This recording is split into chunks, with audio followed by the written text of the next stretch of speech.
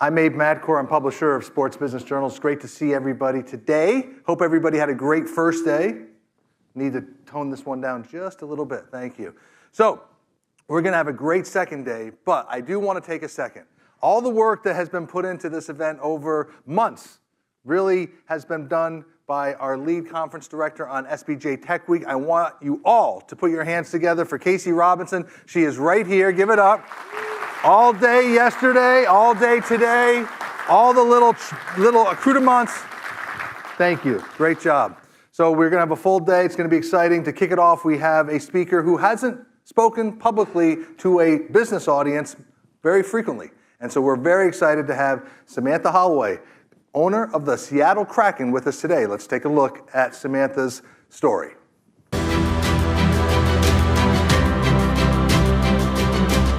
I will be the face of the ownership group. I think it means a lot for women in the industry, and I'm honored to be a part of it. We've launched an amazing brand, an awesome arena that's groundbreaking, home to the Storm, NHL, music.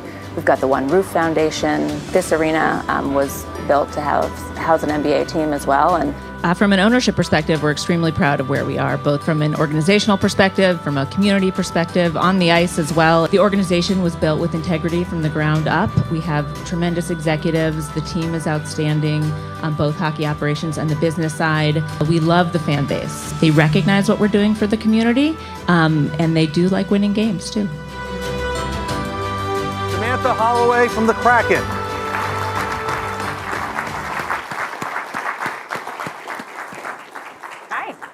Great to see you. Great to see you. Good morning.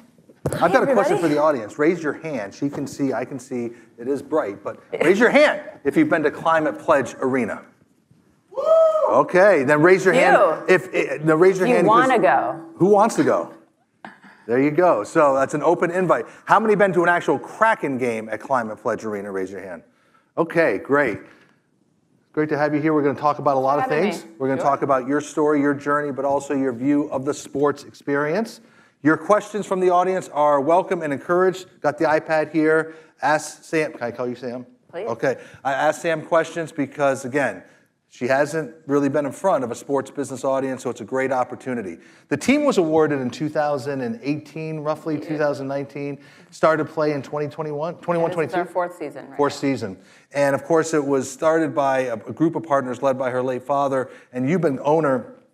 Talk about the journey in terms of someone who grew up a sports fan, but went to Michigan and didn't really have sports ownership in your thought process, did you? I did not. I was a big sports fan. I played sports growing up. I wanted to go to Michigan. My dad said it wasn't a good reason, but for the Fab Five. You love the Fab Five. I did, and I mean, that was way earlier, but so yeah, I loved it. Then I got into football there. So I was a huge sports fan. Grew up as a hockey fan, grew up as a basketball, baseball fan, all of those things. I went to the Final Four every year with my father, et cetera. But then I went into psychology for several years. I got my master's in forensic psychology. I worked for the courts. I worked for juvie, which was fascinating and challenging. Right. And then I pivoted and started what was actually my second business. I opened a store. And then I went back to business school. Anyway, then I started a tech company and scaled that. And I was living in Denver doing that when my father first said, hey, thinking of starting a hockey team. And what was your first response? I love sports. My husband was pumped. He's from Minnesota.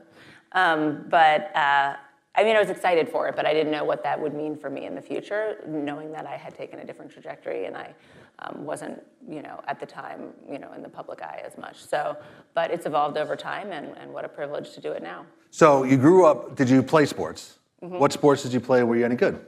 I was good. I was, captain of the basketball team. Nice. Point guard? I think that if it was now, I probably wouldn't even make the team. But like then, I was good. And yes, shooting guard, and I played softball. And so then you met your husband at Michigan, and then you went to Denver, and like you said, you started some companies. You were in the tech space. Was it important for you to feel like do your own thing, prove yourself, do something different? Definitely. I admired my dad so much, but he has, he was larger than life, and it was important for me to, go and do my own thing and find my own way. And if you don't know her dad's story, he is larger than life, and so please look it up because it's incredible. So when he called, you had I think one exit in the tech world, but you were in Denver and happy with your life, right? I mean, I know for sure. I mean, we love Denver, and I have my business. Hello, we good? My business partners are still there, and I actually still work with them. So we're launching more products, and I could do it anywhere. But actually, I was an investor in this from the beginning, but I wasn't. You're silent. It wasn't. Well, I go to meetings every so often, but I wasn't hands-on. I was doing my own thing. But when we sold our company in 2020, actually, my husband and I decided that we wanted to move to Seattle because our kids were at the right age, thinking that it may happen sometime. So my dad was delighted to hear it, but he didn't ask, et cetera, and so it kind of all happened that way. And is that when you kind of dug deep into the sports administration operations business? So I have a psychology, business, tech background, and so this is a business as well, but the business of sports is different. There's a lot of different elements, and so it's important for me, at least the first year, really get in the weeds and make sure that I could understand all the details and knew the nuance so that then I could come back up and work from a macro level. And so for the audience, did that mean, Sam, getting in with hockey operations, venue security, food, all of it? What did you learn? What surprised you during that learning process? I don't know if anything surprised me, but it's certainly different. People can be more emotional. You're not selling software. This is a group of people that right?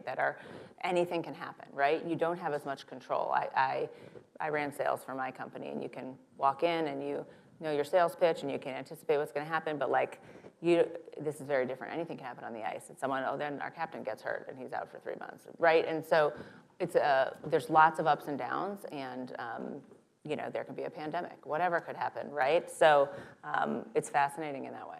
You had some great people at your side to learn from. One of my favorite people in the business is Todd Leiweke, and he's a great partner to have. I mean, I know you have a number of great partners, but he always stood out to me as such a... He's my PIC, my partner in crime. Partner in crime. Did you share an office with him? We did for the first year. Yeah. I do many different things. This is kind of one of them, so I wasn't in the office all the time, so it worked perfectly until we knocked some walls down.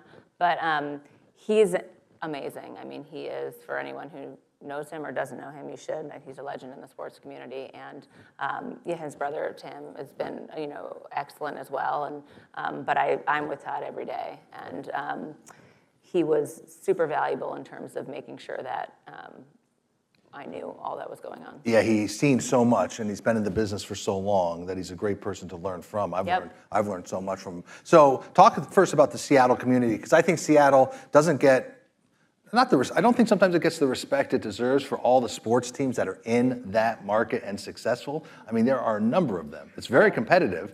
It is. It's way up there. People forget about Seattle. I guess so, they do. But Seattle's an amazing place. It has the fans are like nowhere else. The avid sports fans.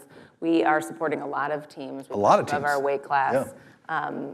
People really care. Folks really embrace hockey. They wanted a winter sport, and then some of them didn't even know they wanted hockey, but people love it now. There's a lot of large businesses there. There's a lot of tech there. Mm-hmm. There's affluence. There's a lot there to support the sports community, and then the sports community also supports each other there. I don't know if that's similar or dissimilar to other cities, but it's fascinating how that works. Yeah, because you make a good point. Katie Griggs was up there with the Mariners, and she's very fond of you, a good friend of yours, and the teams do work well together. You don't see that in every market, I will say. Right. And so you're there, and you have all this competition, you have all these sports teams that do really well, that punch above their weight, I would argue, and then you get into the Kraken, and then what do you find interesting about the entire sports experience? When you watch the fans experience Climate Pledge, engage with the product, and you're observing them, what do you see? That's the best part, right? So, the greatest privilege in sport is to give back to the community, and it's also kind of one of the last places people can come together. You're not thinking about what you read on the news that day. People from all walks of life can come together, and so that experience is so important, especially as you're building a new brand.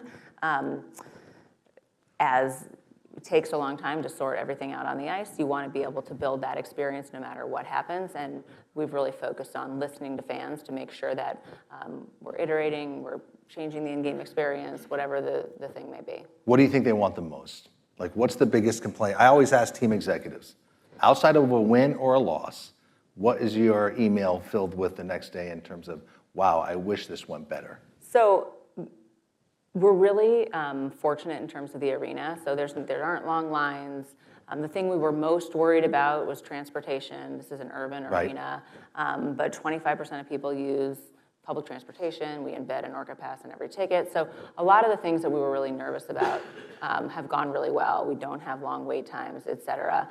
There's some things that I think for us we still need to work on the messaging to folks around. Like we do have some inexpensive ticket options. We do have family packages for food, all of this stuff, but people don't know about it. So we hear about that sometimes, and so we're working on the communication around getting that information out as we have new folks coming in the building every night. So basically pricing, cost. Yeah, and that's generally. Yeah. And you can address that if you're communicating your offerings maybe more effectively is what you're thinking. Sure. Yeah. And then the other things that where you've seen technology since we're at SBJ Tech, Sam, where have you seen tech make a change, a difference in Climate Pledge? We've talked a lot about Frictionless. We've talked about grab and goes. What else? What have you seen that's really helped? Yeah. So I think we do a great job of, enabling folks to have the experience that we want them to have with tech, right? They're at a live experience, so we don't want people to be on their phones all the time. You have people of different tech skills that are coming. Some people can't even get their ticket, right? And then you've got younger people. And so we want everything to be frictionless. So, you've talked about it here, but we have Just Walk Out and all of that kind of stuff as well. But we're trying to incorporate technology into the game presentation as well. So folks can use their phone to be part of the light show. They can interact with QR codes to pick songs, right? We don't want to overdo it again, but there's all kinds of ways to incorporate it and keep innovating on it, and we love learning about new opportunities. What do you mean don't overdo it? A balance between? Balance between you're there to watch the game. Right. And you want them to watch the game. For sure. I heard you watch the game. I do, I love it. I heard game starts and you get right in the front and watch the game. It depends if my kids are there, but yes, that's the plan. If the kids are there, you're distracted, or they? Right, they're hoarding gummy bears, and I have to moderate. But otherwise, you like watching the product on the ice. Do you? What percentage of your time is into hockey ops? Is spending time with hockey ops? Yeah, like hockey operations. Do you ever? Yeah, I'm very close with Ron, and so directly, he's, and Ron we trust, as we say, right? Right. So it's more of a sounding board and support. For sure. I'm not going to be, pretend to be X's and O's over here. Here's a question here got a couple from the audience for Sam. Your goalie has been using VR as his training routine. How do you see immersive tech to change any processes in hockey? Yeah, I think there's really interesting opportunity out there, and some of it's still newer, but I love that folks want to try it and want to see how it can help their game. To me, anyone who's trying to improve their game in any way is obviously an asset, but there's a ton of opportunity out there. Question here, what's better, the highs from the wins or the lows from the losses? What's better? Yeah. Or what sticks, I think they're saying what sticks with you more. Yeah. I think that I've had to really separate being a fan and being an owner, and it's easier to be a fan when you win than when you lose. But I remember the first game. My son was, I can't remember, just 4 years. He was 6 or something, and he cried, and I was like, after a loss. Yeah, the first loss. First loss. And I was like, it's gonna be a long season. It's gonna be a long life if this is, So I have learned to be less emotional about it, but it's always hard. Losing sticks with you a little hard. Winning is the best, and we're not doing this to lose, right? So we want to be competitive, and that's complicated, and it takes time, and there's a lot that needs to be navigated to get there, and you have to think of it long term. Has he been less emotional after losses? He has. Good to hear. Good to hear. A couple of these questions are good. Outside of watching the game, how does Sam handle her game day routine? Yes, so I wish that I had time to go take a nap, like a lot of the players do, and all of that. But before a game, they take right. Yeah, a lot of players do that. Yeah, right. It's a long day. Yes. So no, my days look different every day. So this is one piece of my life. I have what I call many different jobs. So my days look different all the time. So depending, but I always try to get home to be with the kids for a little while before I go back to the game. But you're at the office dealing with team issues mostly during the day, or other Yes, other I also businesses use as that well? office to manage other businesses too. But yes, there's a lot of 75% team. And do you ever do road games, or is it only home games? I do, but not as frequently. A lot of questions here about the brand, the genesis of the Kraken brand, how smart it was, but also how you do brand protection and brand integrity. Talk a little bit about just what the brand stood for and why it was so kind of unique in your mind. Yeah, I think one of the things I'm most proud of, and probably the whole ownership group is the brand. It's really resonated with fans. You see people everywhere with Kraken stuff on. Folks who don't even know anything about hockey, actually, right? Because it is just cool. And I think we did a great job of building this brand that's mysterious, but intense and fun and cool. You kind of want to be a part of it, right? And it's evolved over time. Like parts of it can be silly with our mascot, and there's a family piece of it. But it's generally like a cool community-driven brand. People look at the brand and know, at least in Seattle, know that we're authentically built from the ground up with values, and we're trying to give back to the community. So getting that right was really hard, and I take zero credit for that. Todd did a lot of the work. My dad actually was really instrumental in that in terms of picking the name. We got fan input on that too. The red eye that's in the S was my dad said, try an eye right here. Is that right? And so, and how it was launched, there's, you can always look back, hindsight's 20/20, but that I really think we nailed. What do you think the brand stands for in the Seattle marketplace? When they think of Kraken, what do you want them to think of? Yeah. I mean, I think that we want them to think that we're, a lot of folks, check a box by doing community work. We are authentically trying to increase access to play for all sports. We're trying to help with child homelessness. There's all these pillars. We have a foundation, and that's becoming almost as big as the brand. Like, we're trying to elevate that, right? We're doing a big project in Seattle, redeveloping this Memorial Stadium, which is a high school football stadium, which has no, there's no financial benefit for us, right? And so I think that folks know that. Like, the number of people I hear that say, hey, what you guys are doing here, I've been to the Iceplex. So our training center is also a community Iceplex. We get 1 million people through there a year. Thank you. Someone's a big fan of the Iceplex. And you've been?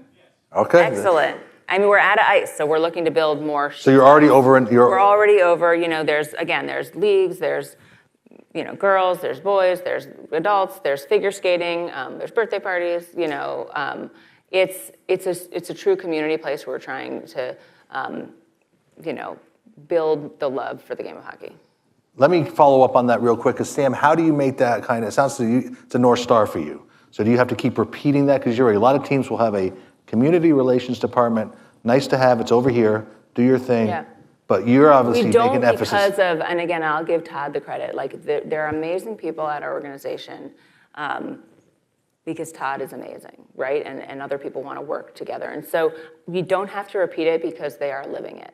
I do believe that, there's other things we have to do in the business to enable us to keep giving back in those ways. And those are things that we focus on.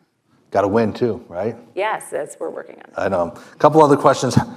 If she could wave a magic wand and solve an issue, what might that be? That's interesting.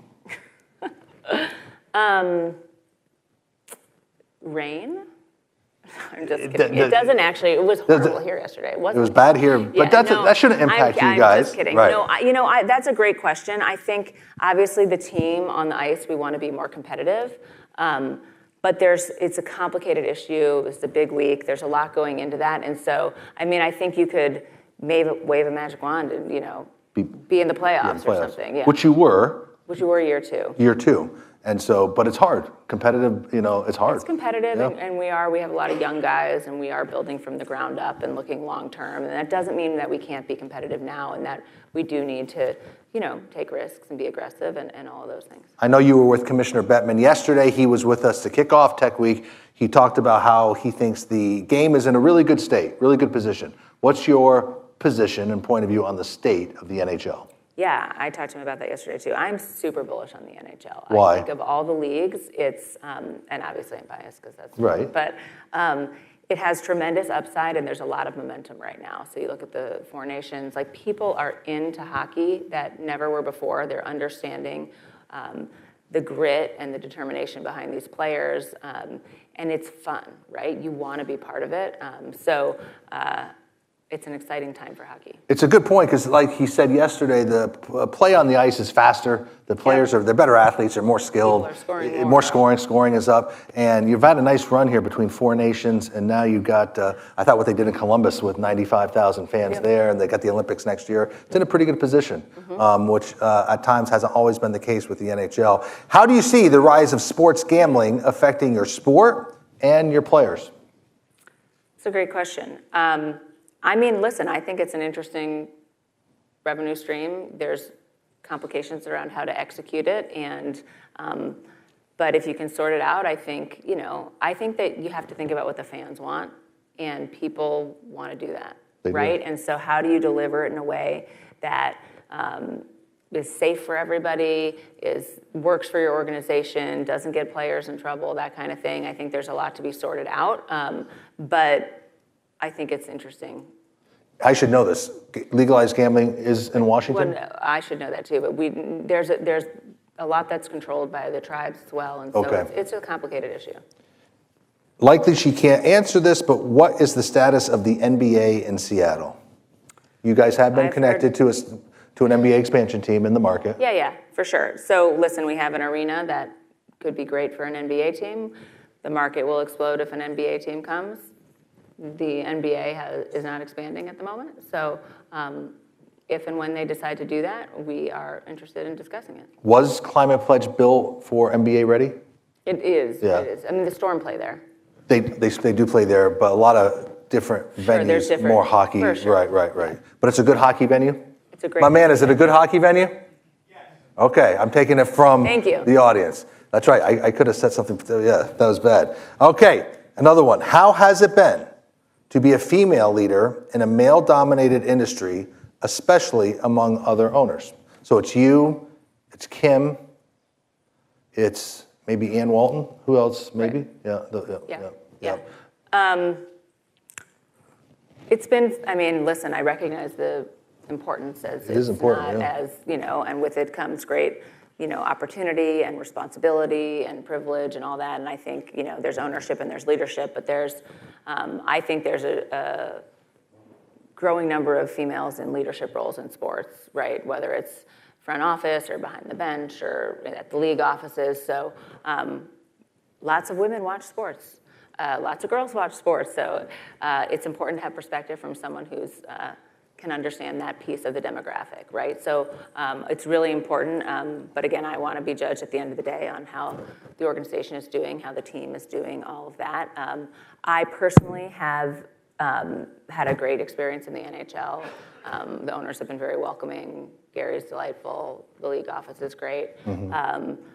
I'm pretty direct and not shy, so my personality, it works fine. But it is certainly traditionally kind of an old boys club, so it's different.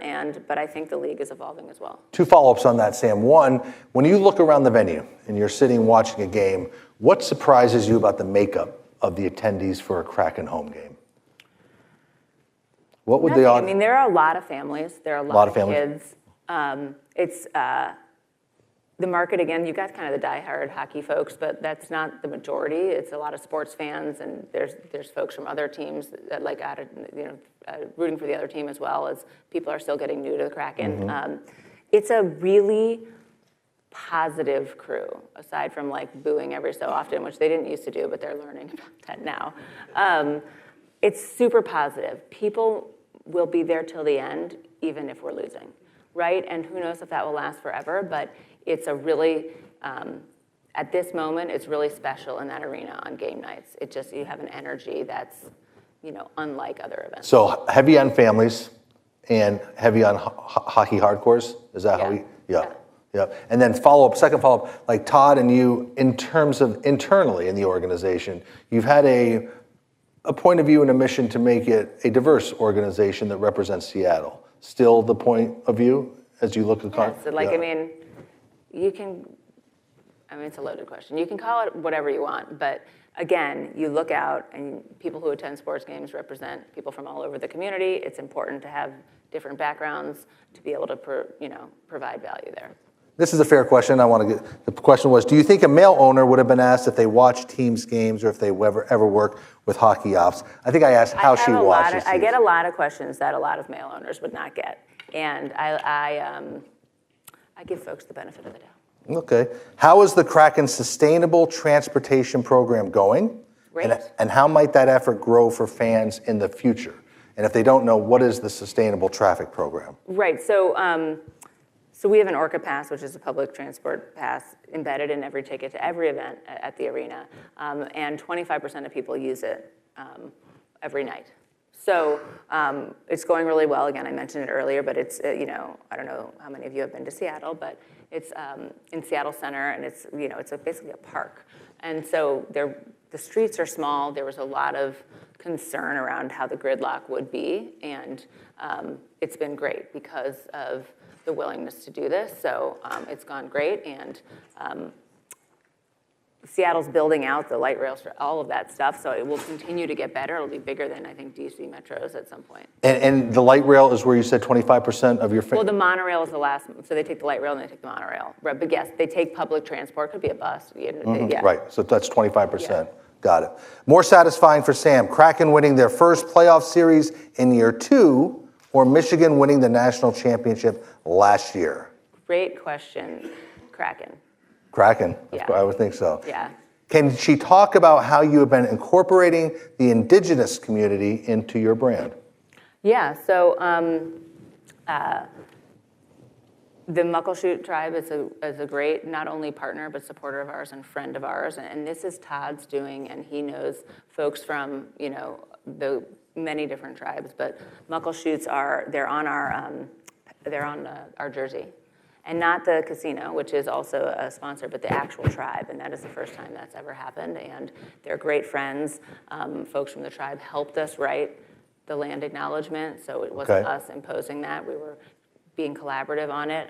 We think it's really important and a big piece of being inclusive in sports in the Pacific Northwest.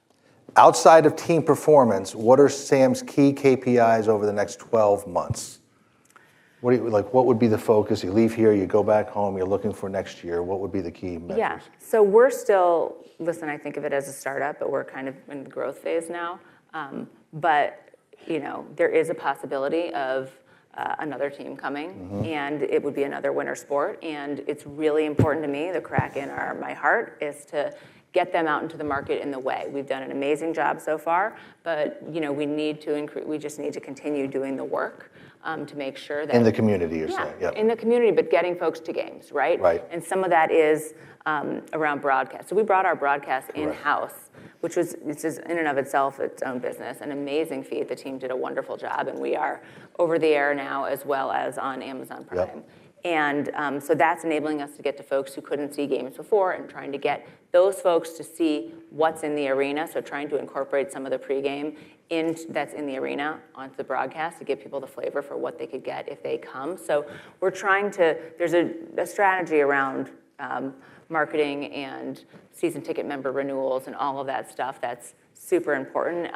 And being competitive and winning they're all tied together, right? But again, what we want is people to have this amazing experience. We have to keep listening to the customer because anything could happen on the ice, and we're going to build this amazing experience no matter what. And on the media side, what they're doing with the Kraken and distribution is one of the more talked about stories in sports, because you're going for broader reach and you are getting more viewers of your games than previously when you were on, I think, Root Sports. Yep. It was Root Sports Market. And so over the years worked for you so far. It has. Yeah, more people, more distribution, more markets Yep. are seeing your game. Yep. Yep. And I think And that the fans are appreciative. and the easiest way to get people into a venue is that they watch and they like fans, and they yeah. become fans, and then they'll be more apt to go to Climate Pledge. We still get, upwards of 2,000 new accounts every night at a Kraken game. So they're I'm sorry, you get to what? upwards of 2,000 new. Oh, really? Yeah, so it's we're still bringing people. Yep. Top 3, this is a top 3 tech innovations you're watching and why. What are some? Top 3, that's a lot. So, ticketing is always one, right? What's going to happen there? There's some folks here, possibly talking about that as well. That's a big one. Do you think that could be improved for the fan? The woman from baseball was great yesterday, how getting into a building is very stressful. You're looking for your tickets, the mobile tickets. Yeah, I mean, I think, certainly, I think, mapping the customer journey is really important for us and understanding where they have friction, but we probably get the most tech calls about stuff that's not related to us, but ticket related, right? Yeah. And I get it, this is kind of how it works, but I think that that process can always be improved. F&B? As it relates to tech? Yeah. Yeah, I mean, I think, you can enable, we don't have crazy lines because of it. There's a ton of, just walk out. There's, the way that we've organized the arena, it's not like that, but certainly you can use tech in places that are designed longer, further back, where it's harder, right, to get your food faster, to get merch, to get updates about stuff, to bring fans back. I think there's a lot of reminders you can be doing along the customer journey to make sure folks are doing what you think would enhance their experience while you're there. And this is the follow-up because it's a good one. Sam, are there other industries you look to for tech innovation that we should be following in sports? Are there? I'm in the tech space, so that's right. hard, but that's a great question. I'd have to think on that. So my other experiences, B2B software for retail and CPG companies. I have a new product now in, AI-enabled finance tools, basically. So I'm trying to think if there's anything totally relatable to sports. Obviously entertainment, but anything where there's an event where people are live, what is the tech that you can use to enhance that experience? On the other side, we use tech also in the front office, right? In terms of predictive modeling and how do we, again, with business the customer journey, AI, how do we make it seem personal, but get new folks? We also use it on the hockey side. We're pretty innovative. Ron's team has great analytics around, you got to balance that with your gut, but around hockey. So many teams I know want to look at the data to figure out how they can take a Monday night game from 11,000 up to 16,000 because there's some tough nights out there when you have a 41 home game. Yeah. For sure. It's a lot of games. How do you like how do you like the public exposure? You walk the concourse, and I would ask this of any owner. Yeah. You walk the concourse, you're seeing more. Do people come grab you? Do they? Not in arena more. I have club seats, and so sitting there, everyone knows who we are around there. But it's kind of hit or miss. It depends. I don't mind it yet. That's certainly the reason I lived in Denver and did my own thing and have a different name, et cetera. Right. But I know what's in it, embracing it, kind of taking this role on, and I think it's important for people to know who's behind a team, and the buck stops with me at the end of the day, and that's important. So you don't find you and your kids stop frequently with, hey, here's how to improve the team. You need a stronger front not line. my kids, thankfully. But when you're with them, no fans are coming up to you and telling you. No. That's probably a good time. thing. Yeah. All right, we're going to end with some quick hitters. Some you probably have seen or know or can expect. We talked a lot about big stories. What's a big story in sports business that you're keeping your eye on over the next 12 to 24 months? Certainly NBA expansion.